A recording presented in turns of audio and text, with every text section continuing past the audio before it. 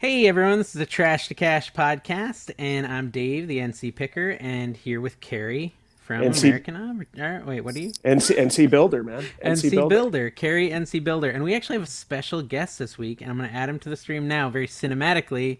Do some Groovy. flourishes or something, maybe a drum roll, Carrie. There you go. He's here. This There we is go. What's up? Josh. What's up? Hi, Josh, also known as Harry Tornado. How That's are you right. doing? I am better than I deserve, man. Happy to be here. Right Good. on. Listen, so this is good. Josh is not like a regular listener or watcher of the show. Otherwise, he wouldn't have said yes to coming here. Exactly. Terrible mistake. But really, our secret agenda of getting you here was we wanted to see if you'd join our insurance company. We're starting. Exactly, man. Yeah. We're looking for agents. We don't pay commission, but we are looking for agents with experience in insurance sales. And you seem like you might be decent at insurance sales. Are you interested? Absolutely. We technically don't You guys pay at are. all. For those watching this that don't know what he's talking about, I was sent an email today. I used to be an insurance salesman, and then I left that because it sucks, and I became an insurance underwriter, which is slightly better. You get a salary and benefits. Yes. And then I got laid off from that, and that's what led me to become a full-time reseller and YouTuber. And somebody emailed me today and said, "Hey, found your channel and heard you had some experience in insurance, and basically offered me a job selling insurance." There you go, I'm like, man. you're out of your freaking mind, You man. want to? Are you interested in leaving everyone's dream job of working for yourself as a YouTuber and a reseller, and come work for me as an insurance salesman? That sounds great. As tempting as it sounded, I did Listen, pass. Okay, well, Well, I their guess loss. you're not on board. Yeah, we were going to sell a lot of insurance. Oh, So- it's funny because I could probably actually sell a lot more insurance now that I have I could use my YouTube following to That sell is true. insurance. Yeah. You could but no, start your own I would insurance never true. ever company. do that. Hey guys, are you insured? Do you have an umbrella policy? Because as a reseller, you really should. These are keys. Yep. Shout out to the sponsor of today's video, Transamerica. There we The go. sponsor of today's video, Harry Tornado Insurance Company. HDI. but There's Yeah. actually some pretty good money in insurance if you own your own agency. Like if you're just Yeah. selling for somebody else, it's nothing. But if No. you own your own agency, it's pretty good. Because the insurance companies pay like a commission every time you renew. So like if you had your auto insurance with the same company for 10 years and it renews every 6 months, the guy that owns that agency is getting probably like 15% of whatever your premium is. Oh wow. So if you can keep your clients for life, you could just sell insurance for 10 years. And then as long as you keep those clients, you can just live off the commissions. That's if you own your own agency, not That's, selling for I mean, somebody that else. is pretty much anywhere, right? If you're the boss, if you're running things, you can. I zoned out. I don't really know what the heck's going on. What were we talking? Carrie, that was you remember how intense. you joined Avon? Oh yeah, dude. It is. I'm in Utah, home of the MLM. So yeah, yeah. Yep. Okay, I so didn't do well. okay, now here's a couple things, Josh. We Mm-hmm. frequently talk over each other. We're just both ADD and we can't help ourselves. So Love it. if we talk over you, we're very sorry. It's Well, I not welcome it. something we're trying to be offensive with. But Carrie, you do not understand how leveled up his background is right now Oh, from a yeah, normal man. show. Look at that. I mean, I Where think am what I? was happening. So his girlfriend did this for him because she's like, "Well, Josh always has such a great background, and Dave's background's I know. mediocre." Carrie's was like nightmare fuel. Like it was just piles of trash behind him. It's true. I know you guys have boom mics and rigs and lighting and stuff. We have and I'm 3 like, cameramen each. I don't know know. if you knew that. Yeah. I've got just like gotta- 4 guys over here. Yeah. I just got an iPhone and a bad attitude. That's all I got over here. Your But- background is really good, though. I thought it was like She- green yeah. screen for a second. No, he Thank- has a thank shop. you. Yeah, I no, do. he This has a isn't- shop. This is outside of my shop. If you could see it, it's dark. So Yeah. What's really cool. Okay, so we record this at 9 or 10 p.m. Eastern time, guys. Those of you who live in Utah. So if you know where Carrie's work is, if you wanted to, you could totally photobomb the podcast. that happens in my life. People knocking on the door trying to get it. It's wild. It'd be pretty funny. Okay. So listen, I don't want to start off too much with reselling. I want to start off with a very important quiz for Carrie, and I think Josh is going to figure out what I'm doing pretty quick. I want you to vote. I'm going to give you 10 songs titles. Okay, actually 20. It's going to be quick though, and you're going to tell me I which are hope. better of the two. So let's start off with the first two. Which song is better? Okay. Okay. Heroes by the Wallflowers or Hound Dog by Elvis Presley. Heroes. I love the wallflowers. Okay. Number 2, Come With Me by P. Diddy or Rebel Rouser by Dwayne Eddy. Yeah, anything P. Diddy over that. Okay. Number 3, Deeper Underground by Jamiroquai, or I Don't Know Why by Clarence Henry. Jamiroquai, man. I want one of those moving Josh, rings. have you figured out what I'm doing yet? Wait. He has. Honestly, It's okay. He'll get there. I'm like the most ignorant person in the world when it comes Number to... Number 4. No Shelter, Rage Against the Machine, or Walk Right In by the Rooftop Singers. What's these second songs, man? You're setting me up for something. I'm gonna just go. It's gonna be good. It's gonna be good. Okay, so you're gonna say whatever Rage the Against No Machine. Shelter, Rage. Okay, Air by Ben Folds 5, or Land of a Thousand Dancers by Wilson Pickett. Ben Folds, man. Okay, Running Knees by Days of the New. You might not have heard that one. Or Blowing in the Wind by Joan Baez. By Joan Baez? Joan Baez, sorry, I don't know the word. Bob Dylan cover, I'll go with Joan Baez. Joan Baez, okay, so that's one. Okay, that's 1 point. That's good. I didn't even know how to say the name. Okay.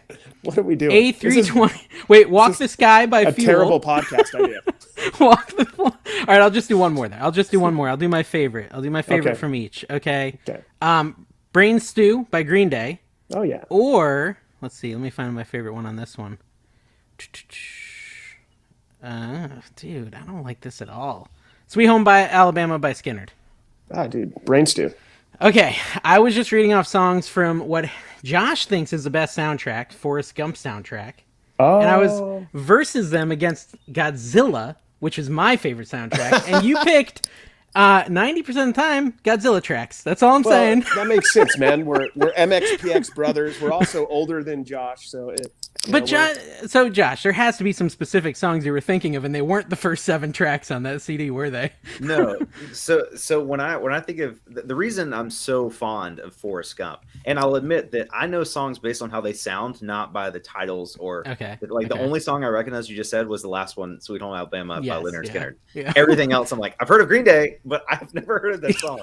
But yeah, so when I was growing up, I talked about it in the video, but I'll hit on it here. When I was growing up, I wanted to sleep with the TV on, and I didn't have cable or satellite or anything in my room. So I had a VCR, and my mom let me pick out one movie to watch every night. And I just picked Forrest Gump because it was like 3 hours long, and I was just in it for the time. Like, I wanted my TV to be on for the longest amount of time. Yeah. So I've probably seen Forrest Gump like consciously probably like 200 or 300 times, and subconsciously maybe like 700 or 800 times. I literally watched that every night. And it's a great show. I just like fell asleep to those songs, like the Sweet Home Alabama, and there's a lot of better songs. Vietnam. Yeah, I don't know the names, but like every song on that in that movie is just so nostalgic for me. I left off. I intentionally chose the snoozers though, because like Break On Through from the Doors is on there. Isn't CCR? Simon and Garfunkel? Yeah, there's a lot of California Dreamin' is on the Forrest Gump. I was just giving Josh a hard time. There we go, man. No, it's a good soundtrack though. Did Godzilla win best soundtrack of the year? In my heart. Are you talking about the Godzilla with like Matthew Broderick? Yeah. Oh, okay. Yeah. That was a great soundtrack. I'm just saying. Seriously. I remember Heroes the movie, was a great song. Soundtrack. Yeah, Heroes. Man, that was David Bowie to it remake. Before it started. Really? That was Bowie first? Yeah, dude. It was a Bowie. The Bowie version's good. Check it out there, Kimosabi. All right, so let's give Josh a little background on us really quick, because I don't know how much Josh knows about us, and Josh can give a tiny bit of background. We don't want to turn this into a long interview podcast or anything. Yeah. It's not our style. Yeah, but Carrie, do you want to tell? Have you heard of American Arbitrage? Yeah, so when I went to Utah earlier this year, I was hanging out with Tim Osborne at Thrift, and he was like, "Yeah, American Arbitrage is over here somewhere." And we talked about you for like 5 minutes, but that's the extent. I've heard your name. I really like your name. You have one of the best names in the reselling community because I love alliteration, and I'm like, man, that is. If you don't own AmericanArbitrage.com, you should get it because that. I think I do actually. I do. That is a great name. I'm not very good with favorite names. Thank you, bro. But that's all I know about you is that you have a good name. Yeah, that's all my girlfriend. She came up with it. She just recently changed her name to Lady Arbitrage, but she came up with my name, alliteration and all. My name was terrible before that. Hold your mic out a little. It's scratching against your shirt. I'm sorry, dude. Yeah. So what was I saying? She came You're up talking with my about name. Dawn being awesome. Yeah, she's awesome. Yeah. So no, I started a couple years ago with YouTube, TikTok, and Instagram all at the same time, and TikTok blew up. Like I think I just hit 750,000, so like almost to 1 million on TikTok, and then Instagram's doing well, and I'm trying on YouTube. I'm not quite as good as either of you guys. Nowhere near as good as you guys. I don't know. I don't have the technical savvy that you guys have. So yeah, that's what I do. I resell. I have a shop. I've done a little bit of everything. I do auctions all the time now on Whatnot. Awesome. That's my new thing. Are you making good money on TikTok with that many followers? You would think, but it's still in its infancy. I like to compare it to like the first couple years of YouTube. I do make money. Like my best month is I've done like 3,500, 4,000 ish with sponsorships and stuff. So not really comparable to, like what you can make with, even a 20 or 30,000 follow YouTube account, but I'm working on that. I think it's wide open. It's the Wild West. It reminds me, because I had a YouTube channel back in the day, like 2011, 12, and just ditched it because I was a fool. And if I would have stuck to it, I mean, that was the Wild West back then with YouTube. It would have been easier to grow. It's a lot tougher now. I mean, you did it, in the last 2 years, right? I've been following you since I think the beginning. Yeah, my first resale video is February of 2019, so it's been almost 3 years. So it's definitely possible. You've been killing it. So. Yeah, almost 3 years. Dang, bro. Think about it. Yeah, I think obviously it's easier to grow on TikTok or Instagram, just because the YouTube algorithm isn't nearly as friendly to new users as it is as TikTok and Instagram. But nobody pays like YouTube. I mean, there's channels where you could have 5,000 followers on YouTube and you could be making six figures if you do it right. So yeah, and the TikTok thing is like, I would say the majority of that money you're talking is probably sponsorships, right, Carrie? Yep. I mean, the creator fund is a bit of a joke right now. I think my best TikTok is paying. Yeah, it's mostly sponsorships right now, but sponsorships are good. I mean, when I hit 1 million, I'm pretty sure I'll be asking, at least a couple thousand for a 30-second TikTok. So there's a lot of growth there, I think. Yeah, resellers are missing out, man. Like I still am one of the only resellers that does sponsorship stuff on a regular basis. And I don't know why it's like only the reselling community. Like every other community on YouTube, it's normal. Like pretty much every video has some sort of sponsor. But here, like when I started doing them, like I did a ad for Scotch Flexin Seal. It's my first sponsorship when I had like 18,000 subscribers, and they offered me like $1,500 for like a dedicated video. And I was like, okay, I'll do it like in a fun way. And I liked it. And it wasn't a bad product. It was just too expensive for resellers. Yeah. But I got like so much hate from like bigger creators. And they're like, oh, can't believe these YouTubers. It was clearly about me. It's like these YouTubers promoting this, bad product. I'm like, it's not bad. It's just a little expensive. You said Scotch Flexin Seal? I'm looking at it. Scotch Flexin Seal. Yeah, it's like this blue bubble wrap type stuff that form. It's good for like consumers, like people that don't have the need to buy huge rolls of bubble wrap. Just buying some stuff to ship for Christmas or something. Yeah. Carrie does sponsorships. I've done a few. I've only done them on TikTok. I've done a couple sponsorships on my TikTok. I'm at 100K on TikTok. And I've done a few sponsorships, but nothing, like I've never asked them for a lot of money. I think I undervalue myself a lot. Yeah, most people do. I probably do, and I thought I was 500, which is what I usually go is too much. But no, people don't even bat an eye. They have a marketing budget. No, I think and I think you're the problem, really. If you charged more, I'd feel comfortable charging more. I think I'm going to. So companies will have like an NDA, but like I wish we could all get to like all resellers. Like, hey guys, let's establish a base rate for all of us. Like nobody charge less than this. And then as you grow, like we'll have in tiers, because I've done ads for X amount of money, and that's talking to my friend who's got less subscribers and way less views, and he got paid double. Wow, I'm like, oh, man, I really take advantage of this opportunity. I mean, they yard saled you. Yeah, like all these companies have a marketing budget, but if you tell them a price, they're not gonna Harry Tornado you and offer you more than you're asking. They'll just pay what you're asking. They'll probably try to talk you down. That's what I'd do if I was buying from your advertisement yard sale. To be fair, if you were buying at a yard sale, you'd overpay, Dave, for stuff that's not worth anything. That's true. Let's be completely honest. Yeah, I do too. It's okay. Yeah, he just had a shoe incident just in his latest video. Yeah, it's okay though. I sold that pair of Kobe's today for $100. Okay, there you go. Nice. Not bad at all. Yeah, I mean, I think the sponsorship is going to be more and more common in the future. Like, there's a company who wants me to open a mystery box on my channel, and my small channel, not my big channel, the one with the 6,000 subs or whatever. And I said, well, send it to me, I can do an opening and a review, and you pay me first, right? I told him to pay me $250. Again, probably undervaluing myself. But anyways, that's what I told him. I said, send me the box, give me $250. And when it comes, I didn't tell them this part. I'll record myself opening it, and I will do an organic reaction. And I've decided that if it's awful, I will write them first before I go live or ask for the money and say, hey, this is going to be crappy. You want me to send this stuff back because I don't think you provide a good service? Because I'm not doing it if I don't think it's a good service. I am not going to endorse something I don't like. I am fine with sponsorship. I hope to do a lot of sponsorships in the future, but it's got to be something I think is decent as a product, right? Like, I saw you, Josh, did one on a standing desk. That's cool. I'd like a standing desk like that. I have no problem with that. I would endorse a standing desk if they want to send me a free standing desk and pay me to talk about it. I'd do that. Sure. It's got to be something that fits. I'm not going to okay, so we did it. And Carrie, I don't think you like these guys anymore, so I can troll them out loud. We bargain.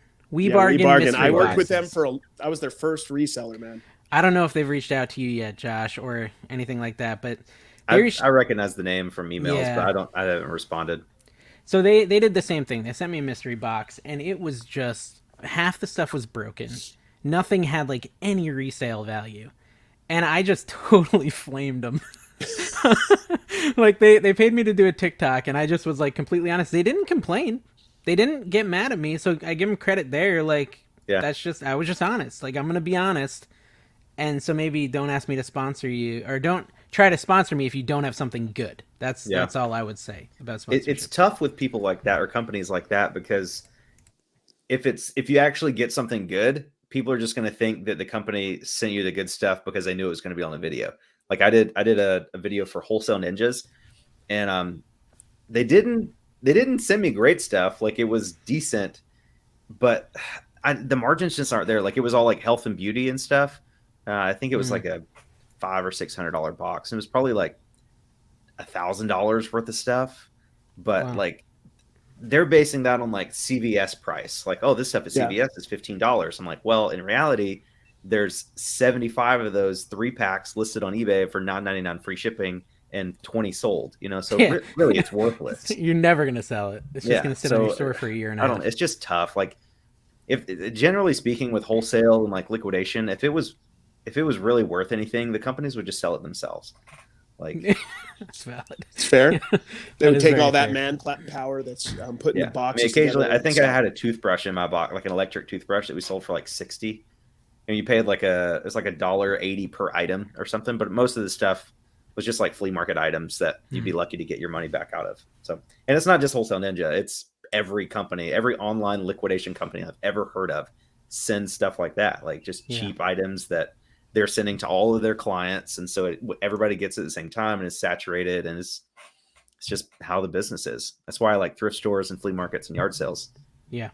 I was just doing an aggressive sneeze, so I had to turn my camera off. Sorry. Didn't think you wanted to watch that in real time. Although I could have slow motioned it for a highlight or something. That would be pretty good.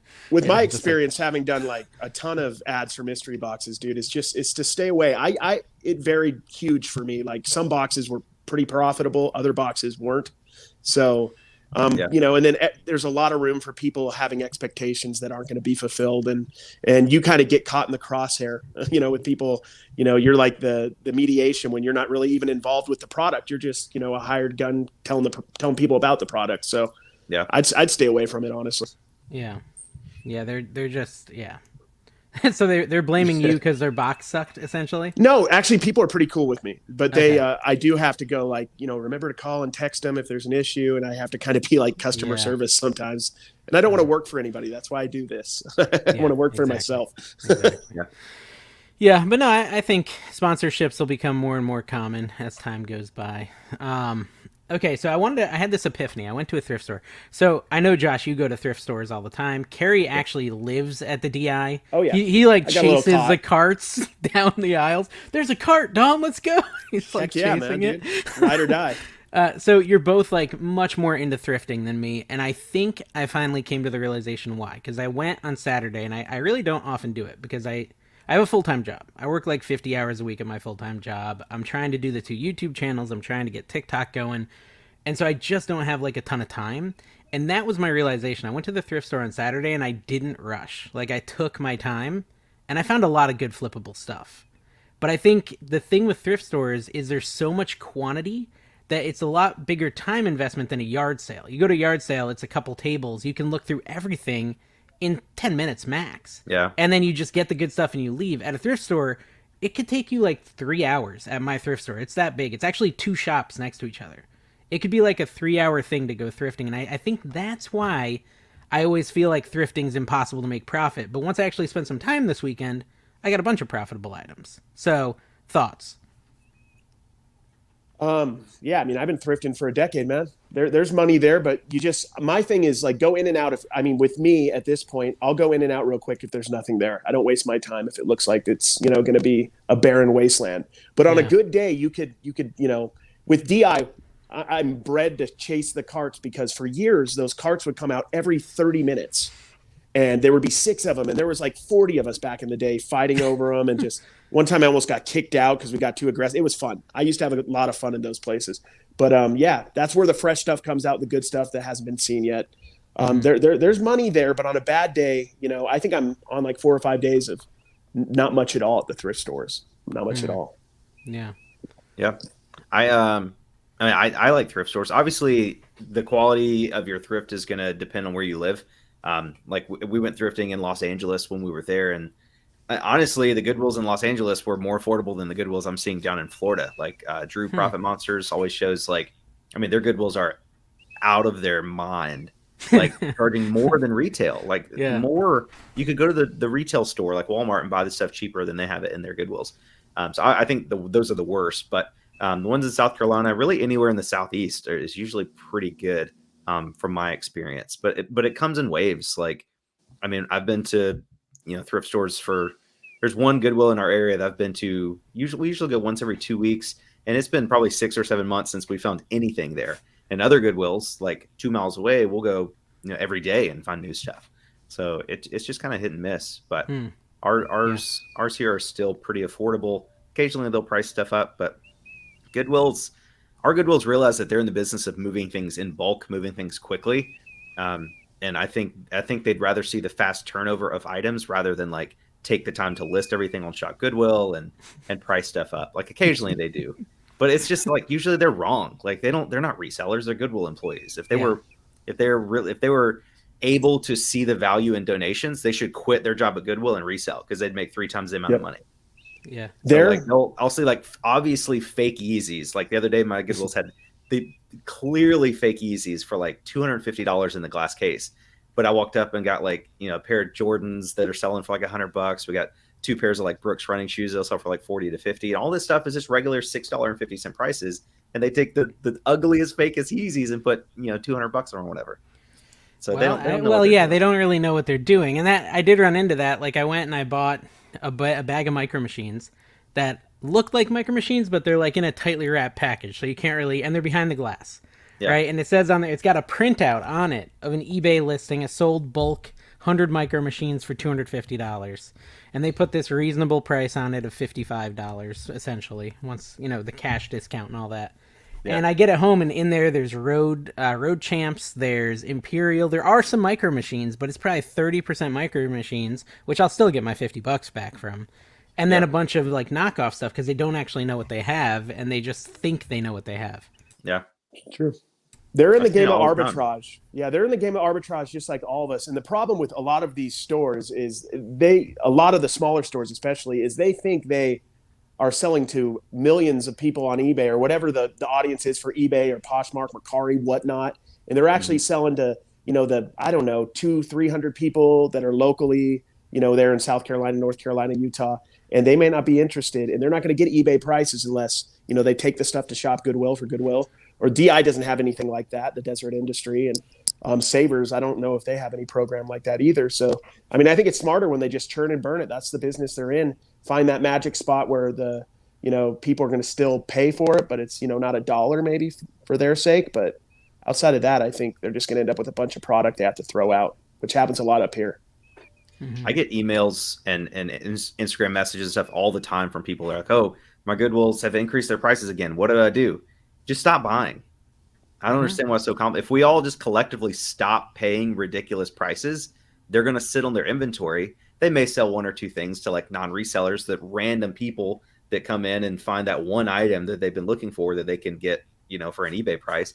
But if resellers just stop paying, $35 for a pair of used shoes, eventually they're going to have to drop the prices again. That happened with, you guys know Blake Knobloch? Nope. Yeah, I know Walter. I talk to him all the Walter. time. Yeah.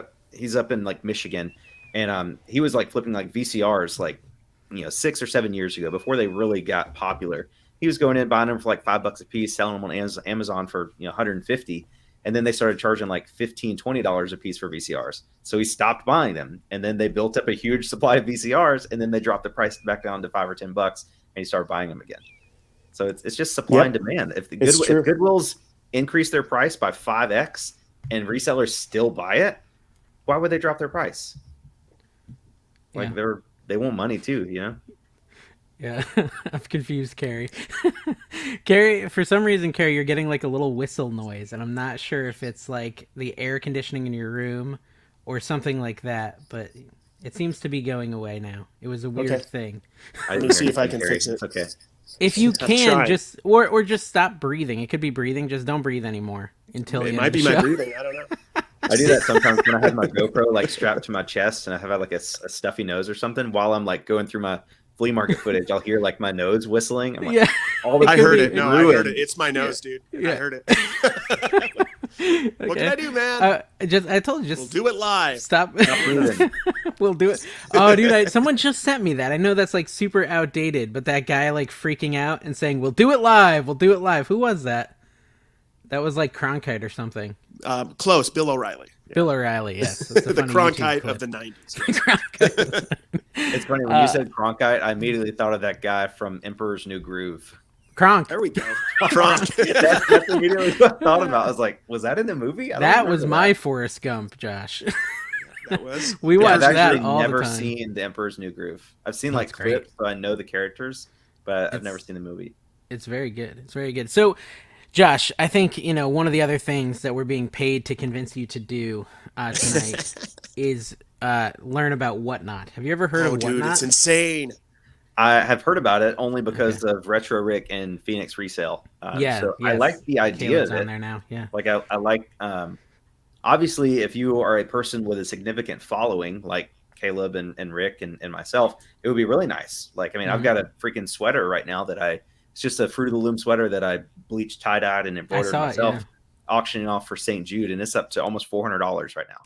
Wow. So, like, obviously, when you have that following, people are going to pay really over retail for stuff just because they like you as a person and they want to support. So, like, I think it's good for that. It's good for the creator. I don't know if it's good for the customer because you're going to be paying. Well, let me talk about it for a minute because I think there's something different and unique about it that you're right. Yeah. Like, as like an influencer, there is that side of it of, my fans can buy my stuff without me having to list it on eBay, without me having to do all that stuff. And I would say, like, I've done several auctions. It's very rare that someone's paying me over retail. It's usually about 70% of, like, eBay value, 70 to 80%, and sometimes even less. There's been a few... it's perfect. And there's a few items that go like a little over retail, but not because of me. It's because there's a couple bidders who are emotionally invested. And like with any auction, they get into it and they're like, no, I want this one. And someone goes overboard, right? Like Paul the Philly Flipper went into my auction and he way overpaid for Pokemon cards just because he didn't want to lose. Yeah. Right? Like, a fool. What a fool. Yeah, he's a moron. But, he's great. No, yeah, he's probably going to listen to this. So there's that side of it. But I think there's something so much deeper that normal resellers will be able to benefit from this. And that is that it has a follow platform and a relationship and like building a community aspect to it in itself. So there's people on there who do not have YouTubes, who do not have socials or anything like that, but they're gaining followers because they're constantly doing these auctions where people are getting good deals, right? And I will say this, like at the beginning, if you're going to first sign up for Whatnot, you're probably going to get like 30 to 50% of eBay value, right? You're going to get a little less because you don't have the following. But those people who get the good deals are going to follow you because they get good deals. And they're going to fall in love with your personality because you're chatting with them. And this is a live sale, right? So it's like, Fleecon's in the chat again. He's actually someone who I've bought from, who's bought from me. Fleecon's in the chat again. How you doing, buddy? And you learn each other's first names because you ship them stuff. Yeah, Charlie. See, he knows his name. Like, I'm buddies with him. And you end up becoming friends with these people, and then you build a community, wrapped around the stuff you're selling. And I think that in the future, in 30 years, that's more going to be reselling than eBay. That's all I'm saying. Like, or at to least have a big part of it. Yeah, I think Because that's there's the no cool part unpaid about it. items there. Well, hopefully there's no unpaid There's items. like sometimes Can't be. people, well, sometimes sales don't go through and they don't fix it. That happens very, very rarely, like 1% of the time.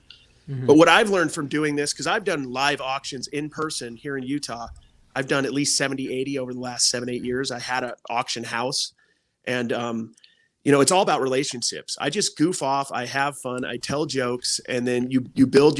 I mean, me and Dave both had a little bit of a head start because of our following.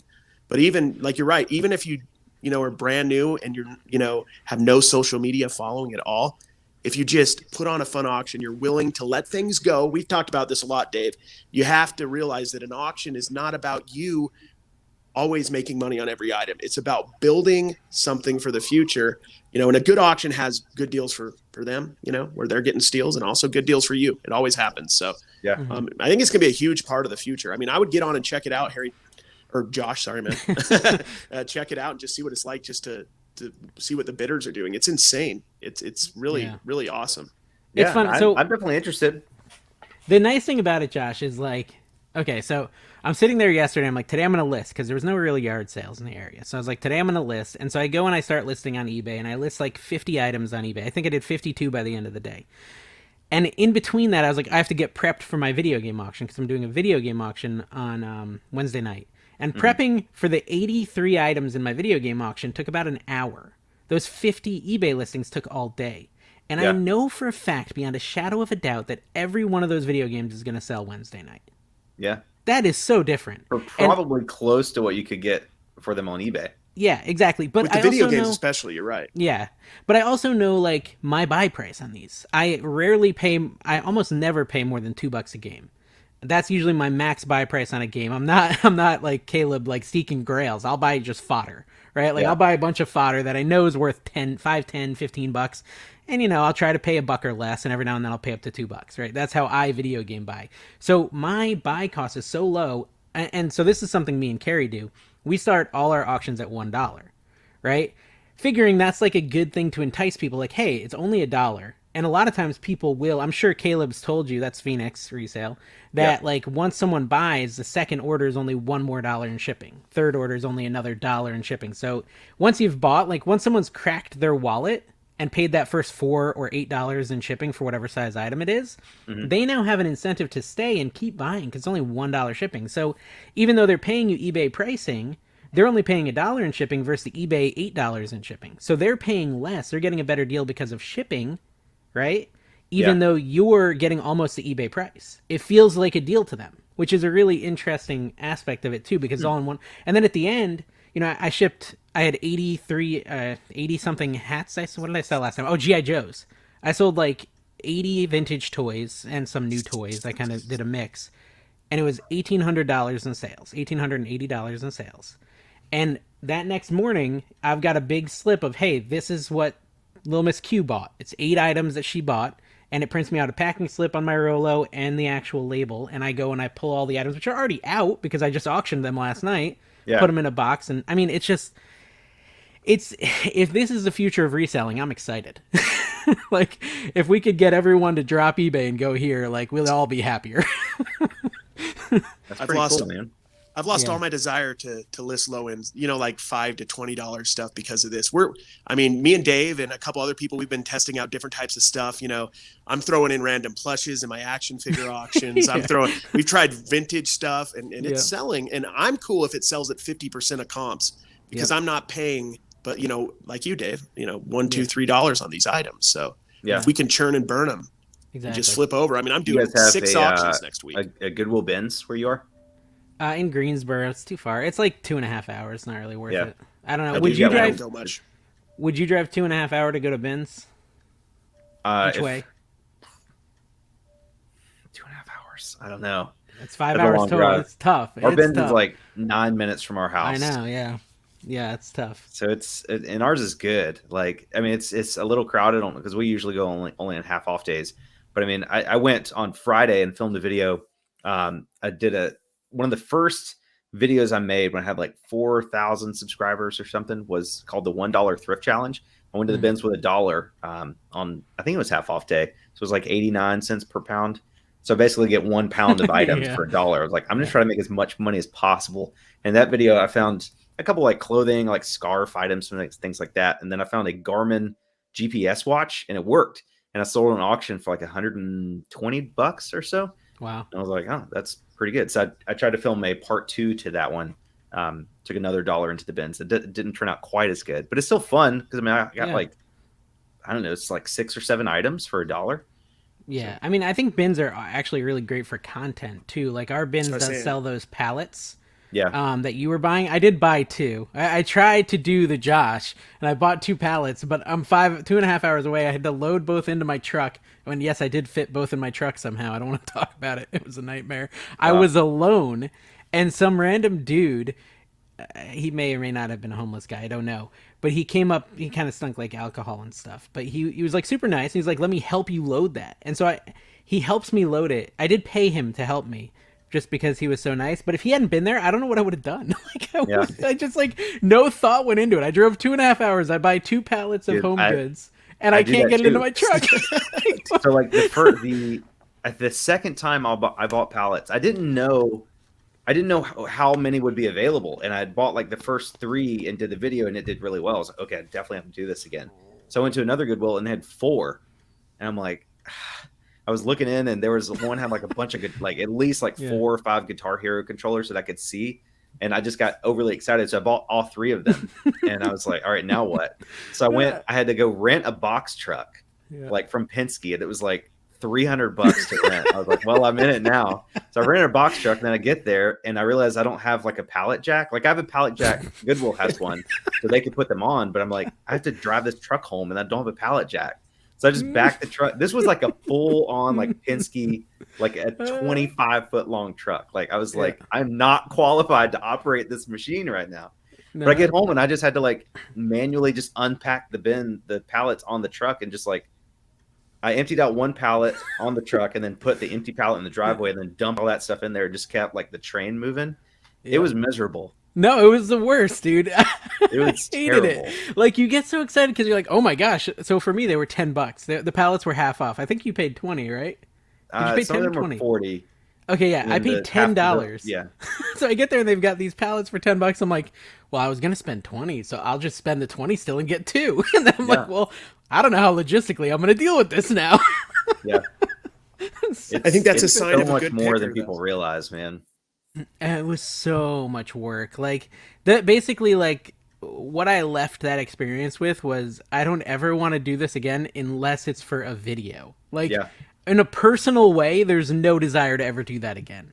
No. For reselling. Like I would never want to do it for math. reselling. I think we had 28 pallets altogether. Oh, in the 28. last 28 altogether. The last time we went, it was half off. So we bought 12 that day at like $20 a piece or $25 a piece.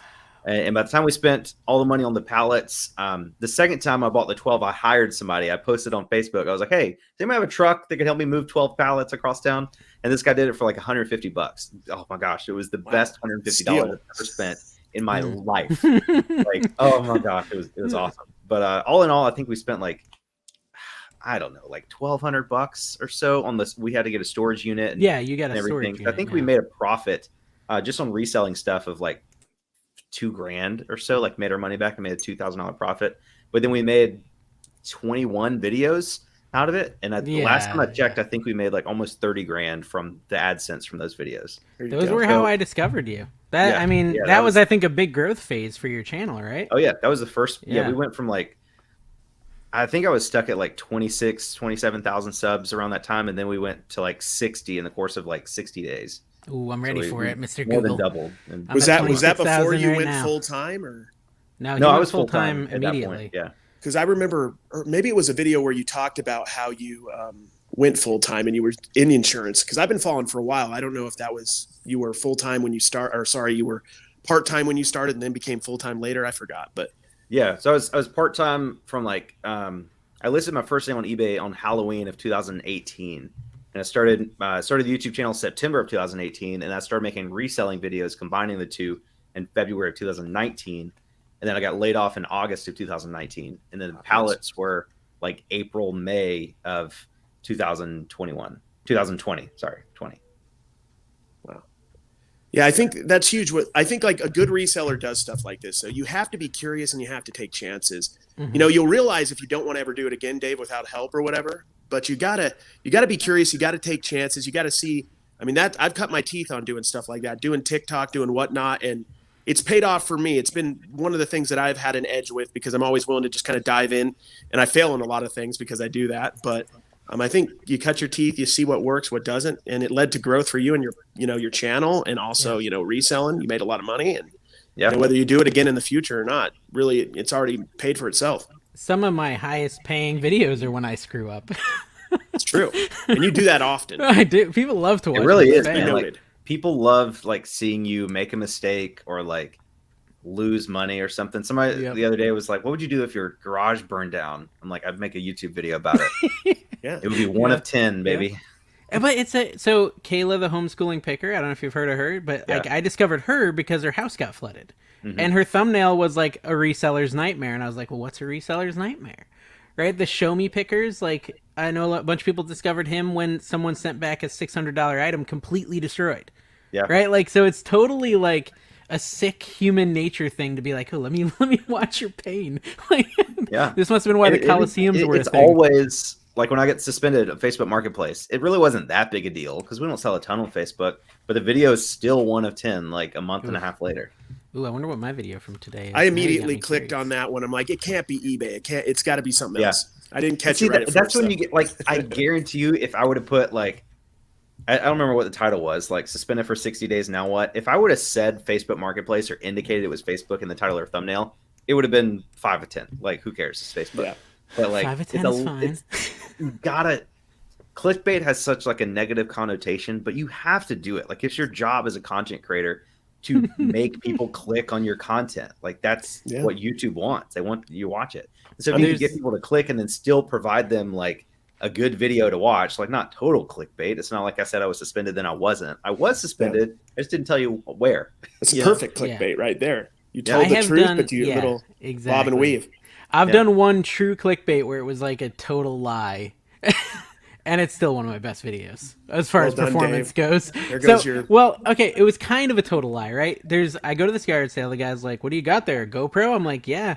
He's like, "Oh, so am I on camera?" I'm like, "Yeah." He's like, "Oh, so we should start a fight, and then we'll see ourselves on the news. Yard sale turns bloody." Like, he did it in this very animated way. So my title was "Yard Sale Turns Bloody."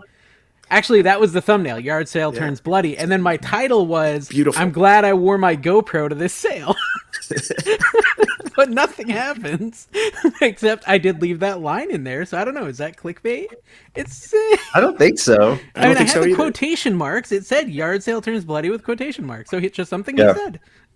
when I think of clickbait, like one of my guilty pleasures in life is watching like compilation videos on YouTube of like ghost footage or like alien encounters or whatever. Yeah. And I'll get excited when I see one. I'm like, ooh, that like security cam footage, like a cool thing with a red circle around it. I was like, ooh, what is that? You watch the whole video and that clip is never in there at all. That's the worst. I hate it. Yeah, that's just cheap. So, and there's a guy on my NC Flipper channel, and he always is commenting, "What's with the clickbait again? The clickbait. It's never really clickbait, right? Like, I did a video thumbnail. It was I sold 50 items in an hour. And I did. I sold 50 items on Whatnot in an hour.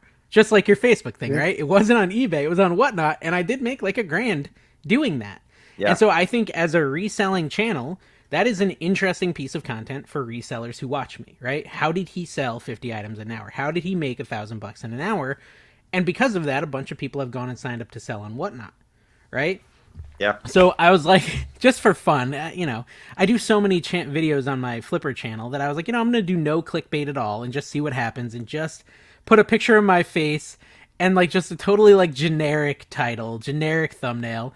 And it's 10 of 10. And the guy's like, finally a non-clickbait title. And I respond to him, I said, and it's my worst video in 6 months. Thanks, buddy. Yeah. People that don't understand YouTube, like expect that you could just provide them like a video is like my wife and I buying things at the flea market. Like nobody's going to click on that. Like, yeah, it's what happened, but you gotta jazz it up some way to make it at least sound sort of interesting. There's so many resellers right now on YouTube, and you've got to do something to stand out, you know? It's true. I desperately want to get in an actual fist fight at a yard sale or lose a finger, like a finger that I don't use that much, you know, something I could live without, but, you know, just give me that bump, you know, get it to the next level, you know? A little boost. That is it's a little boost.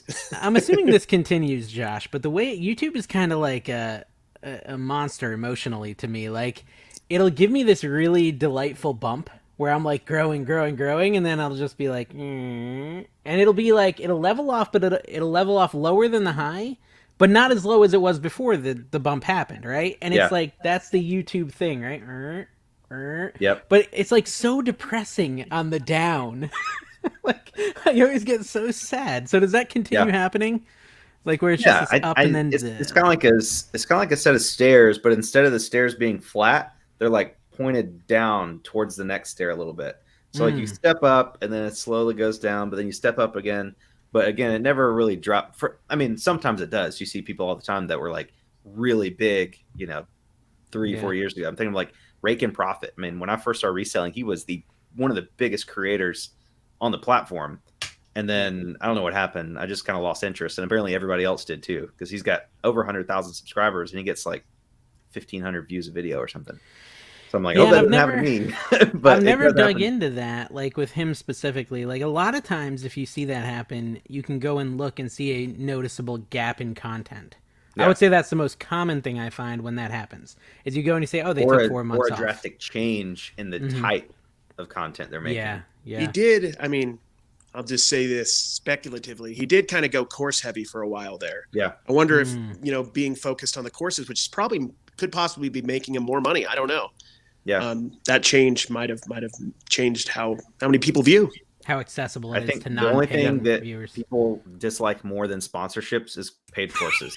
Yes. Yeah, I agree with that. Let me teach you how to sell. I never want to come off like, if you want to do a course, man. I don't care. Like if you got people that want to buy a course, like that's great. You know, make your money. But personally, I just think like just being normal and not salesy, like sell merch, sell, you know, stuff on eBay or whatever. Like I would never, ever do a course. I thought about it like 6 months ago.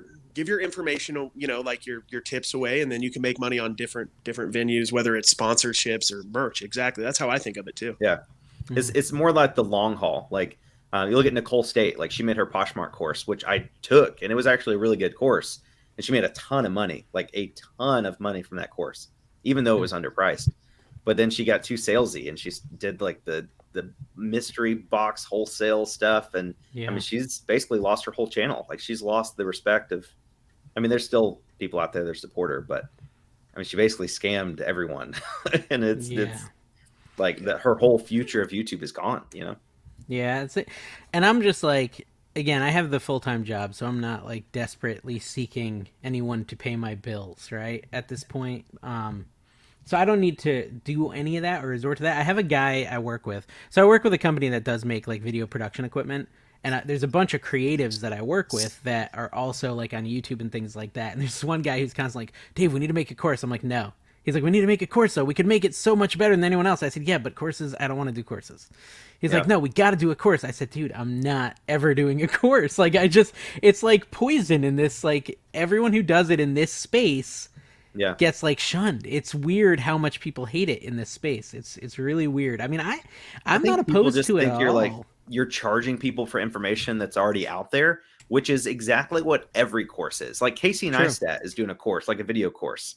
It's like $250, but I might actually take it because I love Casey and I would love to hear what he has to say. I don't think I'm going to learn anything incredibly groundbreaking, but I think it would be kind of helpful. And I think if you have that mindset going into a course or like the Rally Roots mentoring group, like I've heard tons of great things about that from people that have actually taken it, but I know they lost a ton of viewers because of that, you know? Mm-hmm. So it's like a trade-off. It's a mentoring group, so it's not like classes, but it's just like a personal relationship with them. Is that how that works? Honestly, I know there's like a private Facebook group involved.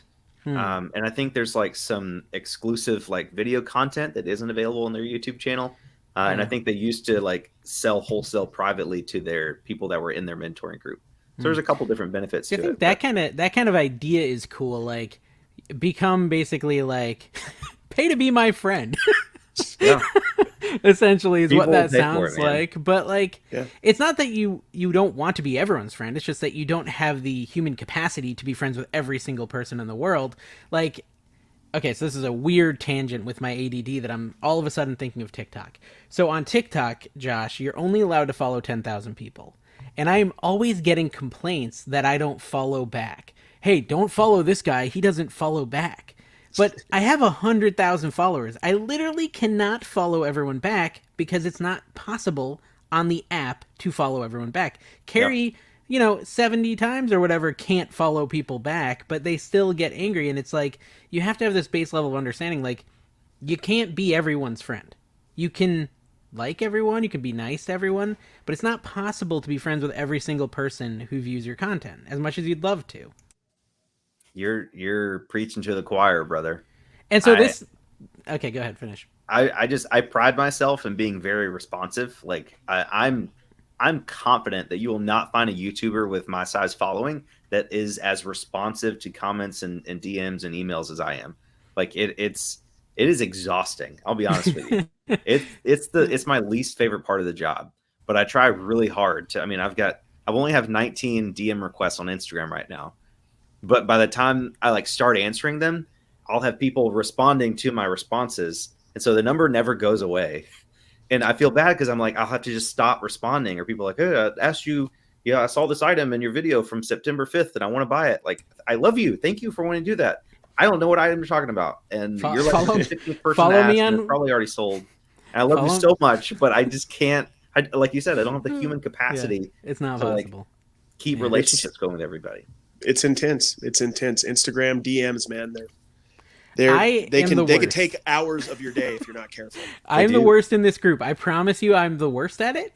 I have a much smaller following quantity wise than both of you, right? If you think, Carrie, of your TikTok, Josh, of your YouTube, I have the smallest following here. I guarantee I get the least DM requests on Instagram. I only have 2,000 followers on there, and I don't respond to hardly any of them. It's so. I wish there was a way to filter out, because I love helping people. Like if there's a person that has an actual issue that I can help with, I would love that. But those people get lost in the flood of people saying, "Hey, I found this pin at Goodwill. How much do you think it's worth?" All day, I don't know, man.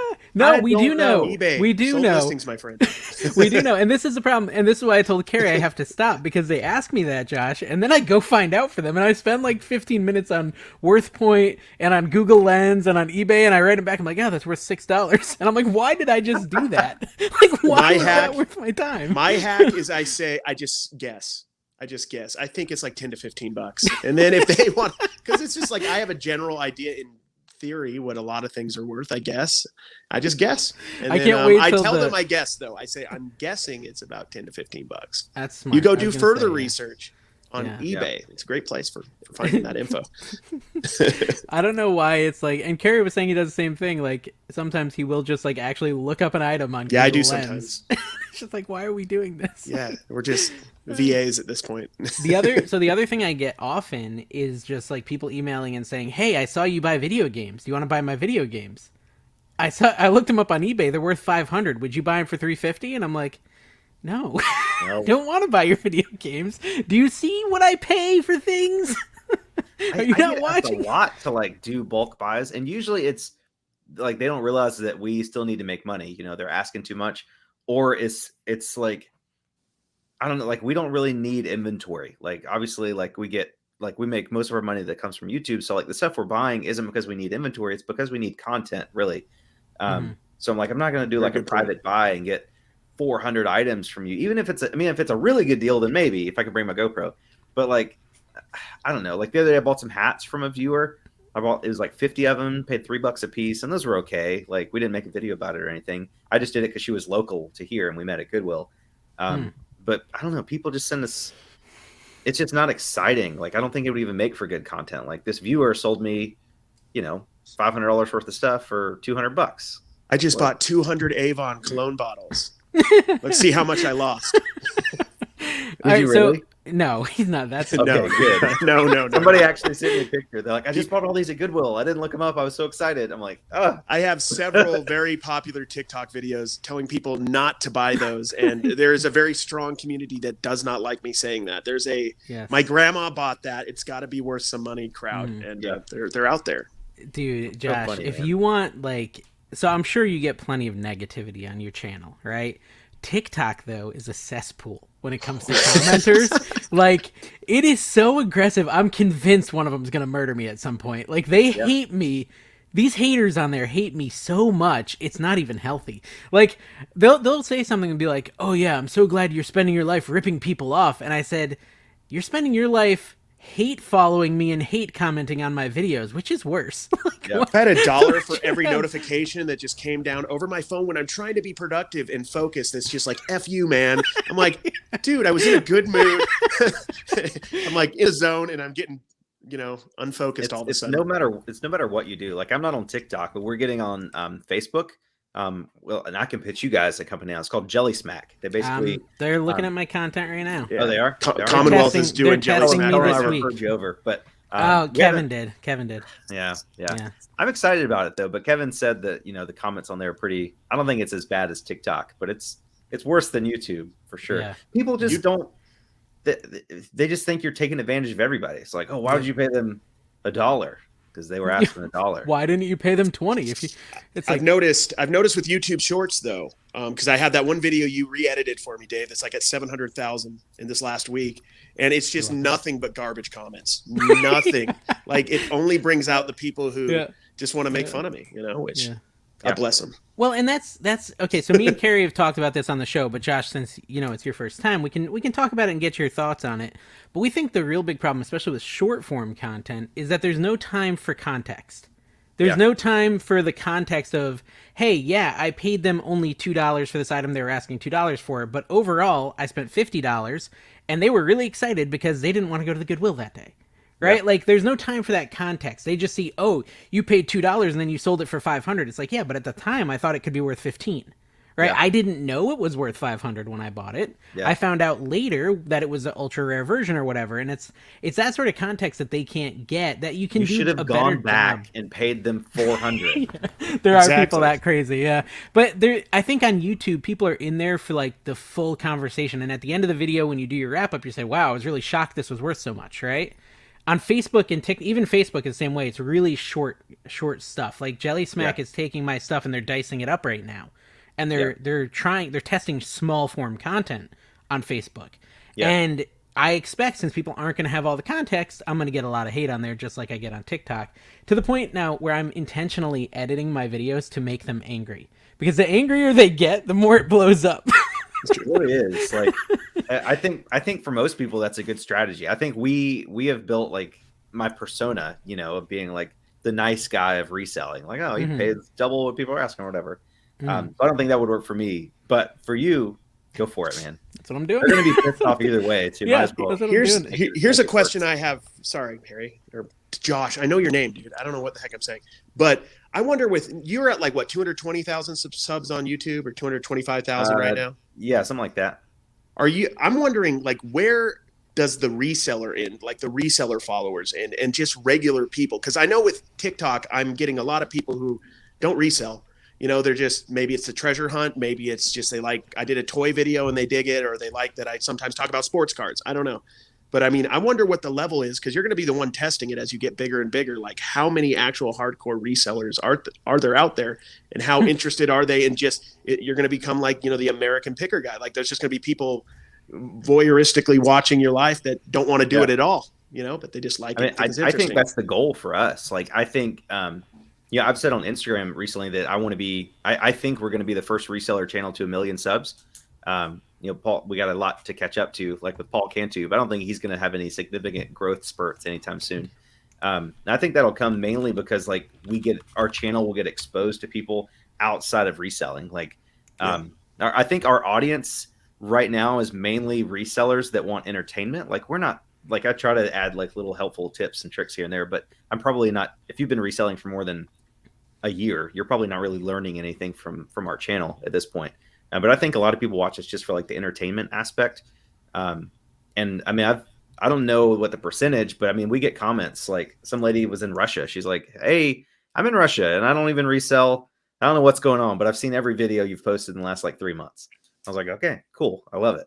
So like, I think people are interested in the content. Like, but just there's so many people out there in an untapped market that don't know this exists. And I'm not necessarily wanting to go like my old boss has a radio show in Columbia. He's like, you should come on the radio show and tell people to follow you on YouTube. I'm like, I'm not going to get on a local radio station and tell everybody in my immediate area what I'm doing. Like, hey, like, go to this Goodwill on this guy. Road, you know? So like, it's a fine balance. Like, yeah, I'm on YouTube telling literally millions of people what I do, but it just feels different doing it like that. So I don't know. It's just a fine balance of reaching a new people group and like letting them see what I think. Like, our conversion rate, people that are finding our channel are subscribing at a really high rate. So we're really just dependent on YouTube to push it out to new viewers. So I think as long as we keep up the consistency and keep, posting good content, the numbers are going to keep rising. I don't think anybody's going to lose interest in reselling anytime soon. Even if somebody doesn't resell, like if they try reselling and it's not for them, I think they're still going to be interested in watching other people do it successfully. So I just got discovered, by a coworker on TikTok. He reaches out to me on Slack and he's like, dude, you have 100K followers on TikTok. I didn't even know you resold. I was like, oh, are you a reseller? He's like, no, but I like old video games and you always find old video games. Your TikTok is awesome. So I think we're already touching it, Carrie. We're already reaching those people who just love the treasure. They love the retro. There's worldwide demand too. Like, I think I'm probably 70, 80K followers in the UK. I think I have 10, 20,000 followers in the Philippines and in Mexico. There's a ton in the Philippines. There's a ton in the Philippines. Australia's huge. Obviously, there's a lot of big Australian, pickers and resellers. So, I mean, 1 million, you're just touching the surface of what your YouTube channel is going to be capable of, man. It's going to keep growing. Like, if you could, like, if those people are following you on TikTok, there's no reason they wouldn't follow you on YouTube if they knew you were there. I got to figure out a smooth way to one of your videos to get shown to them on YouTube, and they're going to be hooked. Yep. Yeah, and he's actually, it's cool. He's been starting to edit his YouTube videos in a very TikTok style to match his TikTok, which I think is key for him. But I think you should start throwing like a little watermark on all your videos and youtube.com/American Arbitrage. Like at the bottom. Yeah, I always get nervous that like TikTok is going to get mad I do it all the time. They've never fussed. I do it all the time. I think you're fine. Yeah, I don't think you have to worry about that. I really don't. There you go. So I think you should do it. Okay. Yeah. So Josh, you have your own podcast called the Triple Thrift Podcast. We do. And I was actually very excited because Josh brought me up, and even though he didn't know the name of the channel he was thinking about, he did enough for it to get some recognition. The NC Flipper channel is my second channel, which I think is kind of a unique thing that I'm doing in the reselling space. Not super unique, right? Like Shed Flips does it, Commonwealth Flipper does it, but I'm doing something very different in that it's a reseller pull your orders show where I spent about 20% of my 20 minutes talking about the items I sold. And the other 80% is a vlog about my life. It's stream of consciousness. It's just my brain spewing nonsense, and people are into it. And it's weird that people are into it, but I like it. I like it. I love it. I've talked about this on our podcast. Like, the people that are like, when people find reselling, they get addicted. And when they're not sourcing items, they're home listing, and they want to listen to more reselling content. So they're constantly scouring YouTube for something they could put on in the background while they're listing or shipping. Yeah. Like, there are so many people out there, and your content on that channel is perfect for that. Yeah. Yeah. And that's how I look at it. Like, and I say it all the time, like, you guys don't need to watch me. Just listen. I'm just chatting with you as I pull my orders. Like, that's how I talk. It's like, this is me having a conversation with you for 20 minutes every other day. And it's just like a mini podcast, right? It's a mini podcast saying, oh, this is what happened. This is a funny tidbit. And I think a lot of people could do it. I mean, you do have to be able to kind of basically, like Carrie said, stream your consciousness. And I don't know if you knew this, Josh, but I did like a Minecraft channel for a long time. And I did like 200 Let's Play videos where you're playing Minecraft alone and you're just talking to yourself. It's saying, Yeah. okay, now I'm going to build this here and I'm going to do this. And oh, yesterday I did this. And right. It's just like your brain vomit constantly. So it got Yeah. me trained in doing this. So when I'm pulling orders, I feel like I'm using that learned skill, although that YouTube channel kind of, yeah, that didn't really amount to much, right? But Yeah. I did learn a skill there that I can now use and say, hey, this is what's going on in my life as I'm pulling orders. And I know that I can't. I not Joey. What's Drew? True. Yeah. Drew was saying he struggles with his YouTube channel, and you were recommending he did something like that. I think he totally has the personality to do that. He always has something to say. Like he totally could just get up there, pull his camera out, and just chat while he pulls his orders. Like I think he'd That's be what perfect I've told for him. it. Like he has all these like grand ideas for like Yeah. these Yeah. Mr. Beast style reselling videos. I'm like, Yeah. just Yeah. vlog, man. You just vlog, yeah, Say, it's fine. just say what's on your mind. I mean, I can't tell you how many times I'm like packing my orders. I've got like 30 orders in a night, right? Humble brag. And I'm looking for some reseller live streaming because I don't want to watch them. I just want to listen to people chat about reselling while I pack. Like it's just something, and that's anytime. Like so, I was trying, and this is I'm all over the place. This is why people watch me. They like it. The reason I started my Minecraft channel is because I wanted to learn how to use slime blocks to make moving contraptions in Minecraft. And I couldn't find enough videos back then. And so I said, well, I'm just going to learn how to do it. I'm going to make videos so I can help other people. And I want more content to listen to while I'm packing. So I'm like, I'm just going to make content that I would have listened to if I was packing. Yeah. And so I would love for Drew to do it because it gives me someone else to listen to. And packing takes a long time. So the more people that do it, the better. I wouldn't have to listen to you so much, man. Exactly. So yeah. I listen to Lonnie. I listen to Kevin. Like I just put them on while I pack. It's a great way to just pack orders. Yeah. But what I find people do instead is they start a YouTube channel. And I'm not trying to offend any of you out there who have a YouTube channel, but they'll sit there, they'll look at their camera and say, yeah, I sold this digital thermometer today for $25. I paid $4. I sold this thermostat for $8. I paid $1. I sold this phone for $200. I paid $50. Thank you guys for watching. Have a good day. And I'm like, well, that didn't really do much for me. I had to look to see the item the whole time. Like it just wasn't something I could passively listen to. So anyways. It really is a skill, like being able to, like put your thoughts into a sentence that makes sense while filming and appearing confident and like a normal human. A lot of people get on camera and they just, I don't know, it just feels so fake and so forced. And it really is a skill, like the ability to talk on camera and be normal and avoid a bunch of fillers like and what and but and all that stuff. Yeah. So you do a great job with it. But you can overcome ums and buts in edit. You can do that in post. Yeah. Right? You can remove the ums and buts. So if you do struggle a lot, and people will like reshoot a bunch, and if you just learn to edit, you don't need to reshoot as much. Wouldn't you agree? Like the better you are at editing, the less reshoots you need to do. Yeah.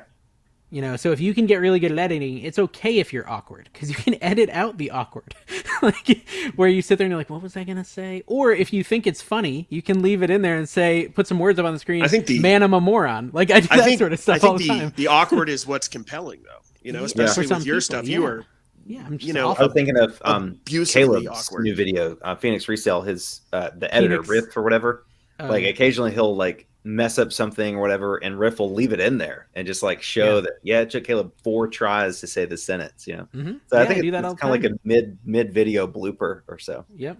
People don't want to see perfection because they're not perfect, right? The most common comment I get. So there's 3 kinds of comments I get on my NC Picker channel. It's a mixture of love and hate. On my TikTok, it's all hate, and on my NC Flipper, it's almost all love, right? And it's because I'm so vulnerably me, and they're so connected to me that they know I've got enough going on that I don't really need the hate. They know I mess up. They know I'm a failure sometimes, and they know I know it because I'm like, oh, I screwed up again, guys. This sucks. Don't do this. Like, they're learning from my mistakes, and they're not judging me necessarily for them because they know I'm very open about them. And I think that's kind of cool to be just very transparent about it. Like Carrie's Instagram stories. Oh yeah, dude, all day. The motivational ones, or Carrie's motivational Instagram stories have got to be my favorite thing in my life right now. I don't know if you watch his stories, Josh. Have you ever seen his stories? I don't think so. I need to follow you. Dude. I mean, so his story. Do you like sports? Are you a sports guy?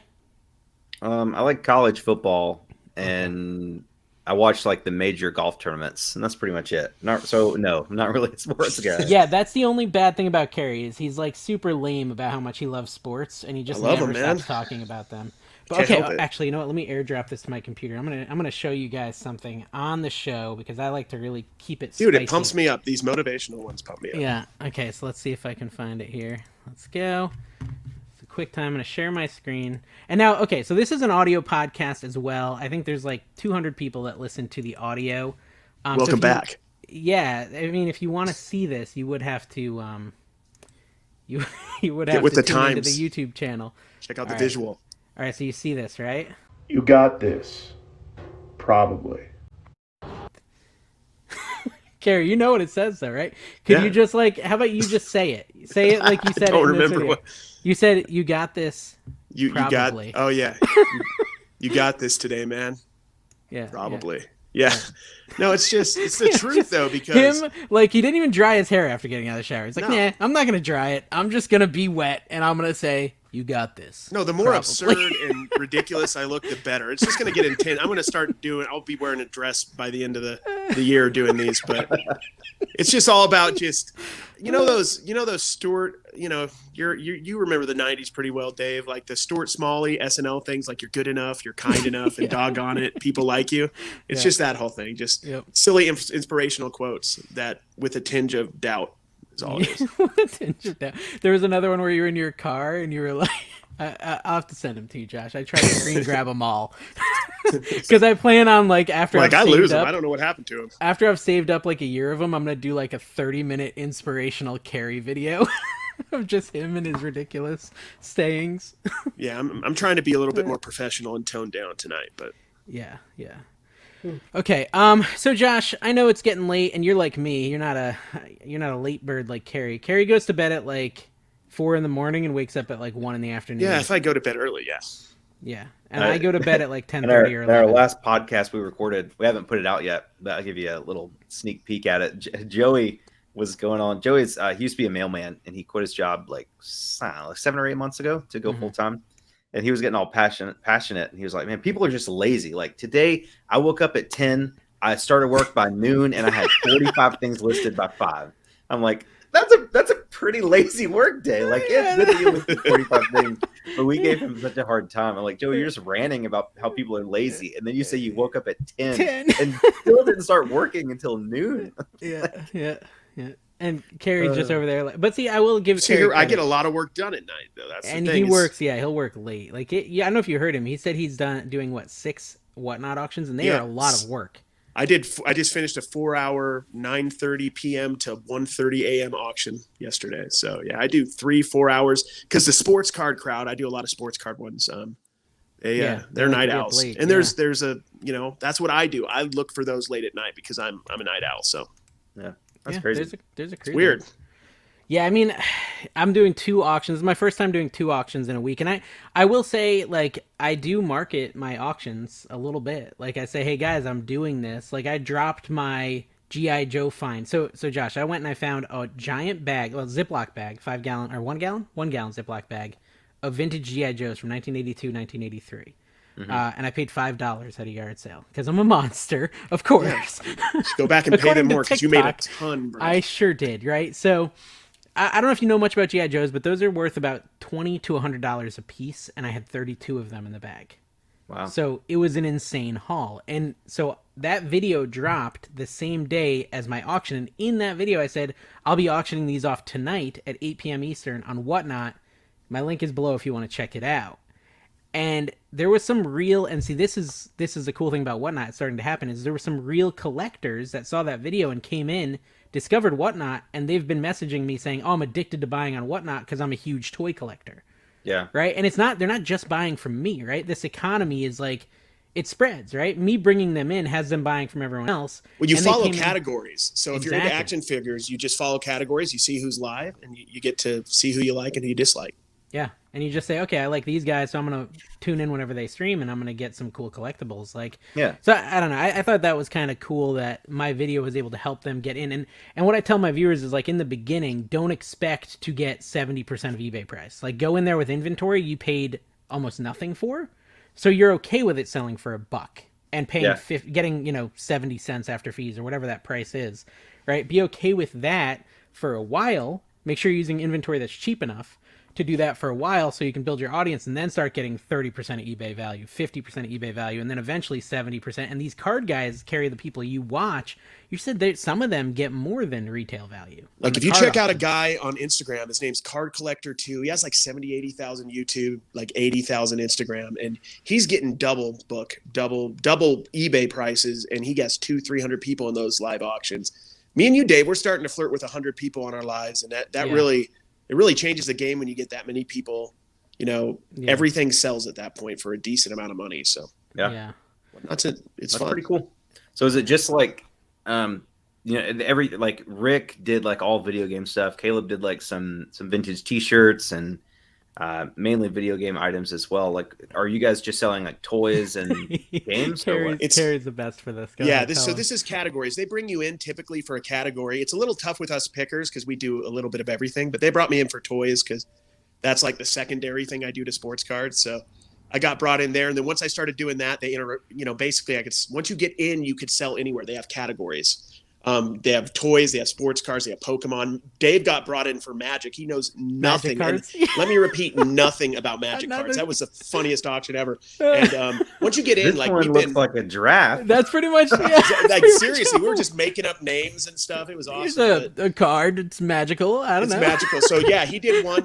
Since he got brought in for that. But now we're doing there's a lot of us kind of trying new things on there that haven't. I don't know if they've been done. Like we're trying kind of general auctions. I like to stick to collectibles and not like start getting into pots and pans and like here's a just a random odometer or something. I'm trying to stick to collectibles. At Goodwill yesterday I found like a 24-inch Sylvania TV that had like the VCR and DVD combo at the bottom for like $12. I'm like, I'm sure this is worth $300 to somebody, but I'm not going to be the one shipping it to them. So I left it. It's a pain. No. So what we're doing though is we're kind of doing mixed auctions. So I'll say, okay, I'm doing a vintage hat auction and I will do, I will preload 60 vintage hats in there or vintage and new hats, right? Mix them up. But then I will also, when I feel like the auction's getting boring, I'll be like, oh, you know what? Let's do this action figure. And I'll throw that action figure at a buck. I'm like, yeah, this is, let's do some ephemera. You know what ephemera is? Like old paper goods. I'm sure you know, And so the ephemera has been killing it for me. Like I've got a ton of ephemera that I've gotten, and I'll just grab like a handful of ephemera, put it up there and kind of walk through it, and it'll sell for $35 all day. Like a little handful of like 15 pieces of ephemera because people know the value of that stuff, and I'm not great with it.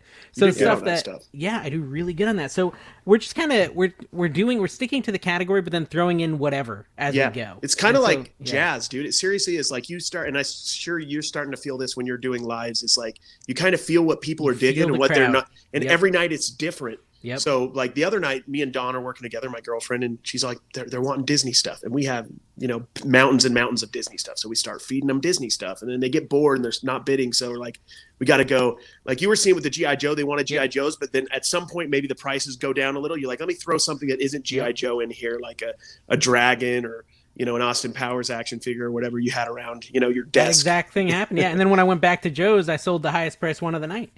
Because I was like, I changed it up. So, all right, we're not going to keep Josh up. He's tired, man. Thank you so much for coming on the, what's this thing called? Trash to Cash podcast. It's mostly trash. Smelly cash podcast. Yeah. We would be happy and love to come visit the Triple Thrift podcast sometime, but definitely guys, go check out Josh's show. I'm sure you know of his YouTube channel, but if you don't, give him a sub. Make sure you unsubscribe from American Arbitrage on TikTok. Please. And I don't need any more. Just give him some hate comments. He's far too loved. I'm really offended because he didn't follow me back on TikTok. Oh, what? Who? I didn't follow you? No, I'm kidding. He was referencing a joke from earlier, Carrie. I felt bad because I was like, I don't know if we've talked on Instagram, and I went to go follow you, and we've DM'd multiple times. You just got lost in the flood. It's all right, man. It's all good, brother. Don't worry. That guy. I gotta talk to him. If anybody understands, it's not me, but somebody else. Yeah, actually, you're very hurt. He's very hurt. I can see it in his eyes. Yeah, it was fun, man. Thanks for having me on. I appreciate it. Thank you, guys. Thank you, man. See you next week.